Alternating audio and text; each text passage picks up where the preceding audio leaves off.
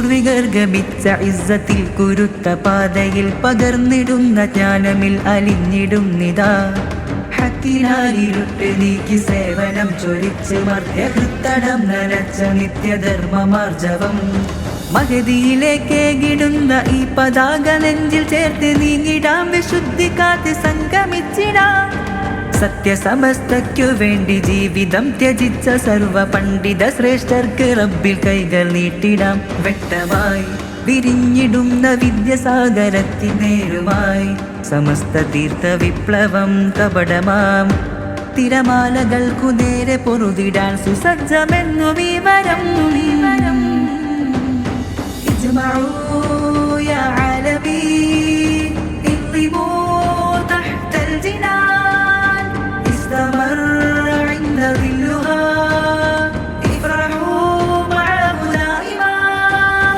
എത്തിടും ഇതന്ത്യനാൾ വരേക്കുമേറെ ഉശിരുമായി പതിരറുത്ത് പതറിടാതെ ജഗമിതിൽ പ്രകമ്പനം സമസ്ത നേരിതിൽ അടർന്നിടാതെ നാം സത്യദീനിൻ കാവൽ തീർത്ത് സംഘടിച്ചിടാം. സമസ്ത നേരിതിൽ അടർന്നിടാതെ നാം സത്യദീനിൻ കാവൽ തീർത്ത് സംഘടിച്ചിടാം. ജിഫ്രി മുത്തുക്കോയ തങ്ങളുടെ നേതൃത്വത്തിൽ ഈ ശതാബ്ദി സന്ദേശ യാത്ര നടത്തുമ്പോൾ അത് ഈ രാജ്യത്തിന്റെ ഐക്യത്തിനും അഖണ്ഡതയ്ക്കുമുള്ള ഒരു യാത്രയായിട്ടാണ് നമ്മൾ ഇതിനെ നോക്കിക്കാണുന്നത്. അതോടൊപ്പം തന്നെ സ്നേഹത്തിന്റെയും സാഹോദര്യത്തിന്റെയും സന്ദേശം ഊട്ടിയുറപ്പിച്ചുകൊണ്ടാണ് ഈ യാത്ര മുന്നോട്ട് പോകുന്നത്. അതുകൊണ്ടാണ് തലസ്ഥാനത്ത് അതിഗംഭീരമായ ഒരു സ്വീകരണം തന്നെ ഈ യാത്രയ്ക്ക് ഇന്ന് ജനങ്ങൾ ഒരുക്കിയിട്ടുള്ളത്. വിദ്വേഷത്തിന്റെ മതിലുകൾ പണിയുവാൻ എല്ലാവർക്കും സാധിക്കും, പക്ഷേ സ്നേഹത്തിന്റെ പാലങ്ങൾ പണിയുവാൻ വലിയ മനസ്സുള്ളവർക്കേ സാധിക്കും.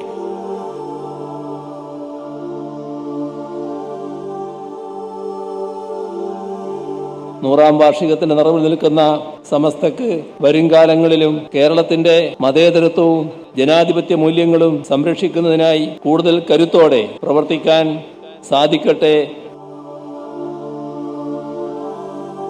സൗഹാർദ്ദങ്ങൾ ഉണ്ടാക്കി ഇത് നമ്മൾ വാക്കിൽ മാത്രം ഒതുക്കേണ്ട ഒന്നല്ല സൗഹാർദ്ദത്തുള്ളൂ.